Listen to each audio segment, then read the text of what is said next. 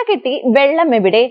ചേരിയമ്മലയിലെ വെട്ടിലാല ആദിവാസി കോളനിയിലെ മീനാക്ഷിയുടേതാണ് ഈ ചോദ്യം. കഴിഞ്ഞ ആഴ്ചയിൽ മങ്കട ഗ്രാമപഞ്ചായത്ത് ഇവർക്ക് വെള്ളം സംഭരിച്ചു വെക്കുന്നതിനായി 500 ലിറ്റർ വെള്ളത്തിന്റെ ടാങ്ക് നൽകിയിരുന്നു. എന്നാൽ ഇതോടൊപ്പം തന്നെ ഇവരുടെ നിലവിലുള്ള കുഴൽക്കിണറിലെ വെള്ളം വറ്റിപ്പോവുകയും ചെയ്തു. കിണറിൽ നിന്ന് വെള്ളമില്ലാതെ എങ്ങനെയാണ് സംഭരിക്കുന്നതെന്നാണ് ഇപ്പോൾ ഇവർ ചോദിക്കുന്നത്. Peace Public School, Kottakkal, nurturing world-class leaders.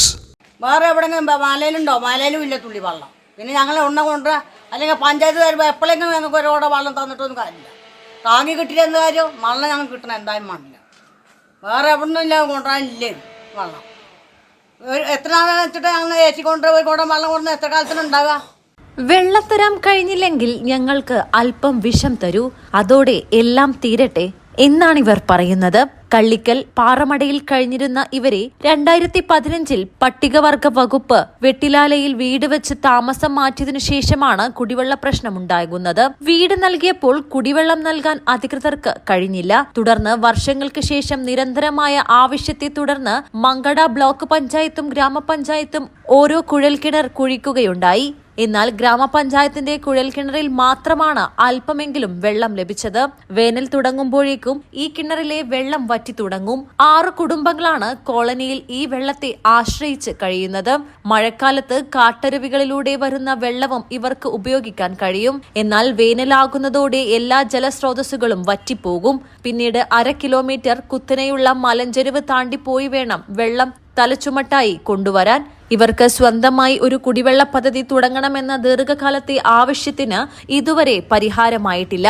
അതിനിടയിലാണ് ഗ്രാമപഞ്ചായത്ത് ഫണ്ടിൽ നിന്ന് 500 ലിറ്റർ വീതമുള്ള ജലസംഭരണികൾ ഈ കുടുംബങ്ങൾക്ക് നൽകിയത്.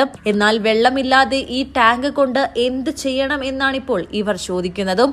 ടാങ്ക് എന്തിനാണ് നിങ്ങൾ തന്നത്? ഞങ്ങൾക്ക് വെള്ളമില്ലാതെ ടാങ്ക് കിട്ടിയിട്ട് കാര്യമല്ലല്ലോ, വെള്ളം വേണമല്ലോ. എൻ്റെ ചെറിയ മക്കളും കുട്ടികളും മക്കളൊക്കെ ഇവിടെ പട്ടിണിയാ. താഴത്ത് കൊണ്ടുവന്നാണ് ഏറ്റി കൊണ്ടത്. ഈ പള്ളയിലുള്ള പെണ്ണുങ്ങളെ കുഞ്ഞു കുട്ടികൾ ഏറ്റി കൊണ്ടിട്ടാണ് ഇവിടെ കുടിക്കുന്നത് വെള്ളം.